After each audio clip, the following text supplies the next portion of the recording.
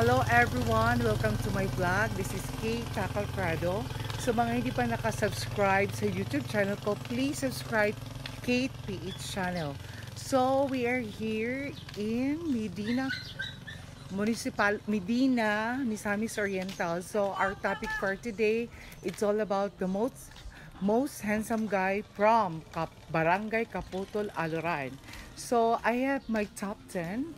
So magbe-base pa rin ako sa pictures, and then yung sasabihin ko sa kanila, this is my own perspective and own idea na this 10 guys is very handsome guy from Kaputol. So here they are, our top 10 most handsome guy from Barangay Kaputol. This is my top 10. I realized, ang gwapo niya pala talaga, kaso lang, nilagay ko sa 10 kasi yung, hindi ko masyadong klarado yung mukha niya. And then this is my top 9. Nilagay ko sa top 9 kasi medyo malayo yung pictures. Hindi ko masyadong ma-describe yung face niya, kung ano talaga hitsura niya. Kaya nilagay ko siya sa top 9. And this is my top 8. Gwapo niya guys. And then, gusto ko yung suot niya dito kasi very clean. Kung ano man ang pangalan mo, please send me your name. I like your face. This is my top 7. Nakita ko to in person eh. Gwapo naman talaga siya guys. Kaya nilagay ko siya sa number 7 spot.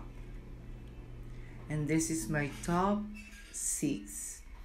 Naka-graduation, nakatoga pa si Sir. Nilagay ko sa number 6 kasi ang ganda na yung aura niya dyan, yung face niya fresh na fresh. Siguro naka-makeup, kaya nilagay ko sa number 6. And this is my top 5. Nakita ko rin to in person. Medyo malakas yung appeal yung guy. And then matangkad siya. Hindi ko na siya nakita ngayon. Nilagay ko sa top 5 kasi nakita ko siya in person, gwapo din.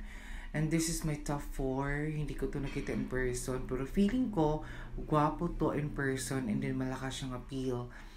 Nilagay ko siya sa 4. Dapat number 1 to eh. Kasi naka-hood lang siya. Hindi ko masyadong kabuuan. Nakikita yung kabuuan ng mukha niya. And this is my top 3. Nilagay ko sa top 3 kasi the face, the looks is ang amo-amo ng mukha. Ang ganda ng mukha niya guys. Kaya nilagay ko siya sa number 3. And this is my top 2. Parang messy here yung dating niya, yung looks niya. Nilagay ko sa number 2, dapat number 1 din to talaga actually. Kasi gwapo to in person.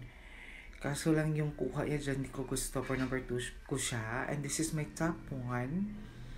Nilagay ko sa number 1 kasi siya yung nakikita kong pictures dito na clear.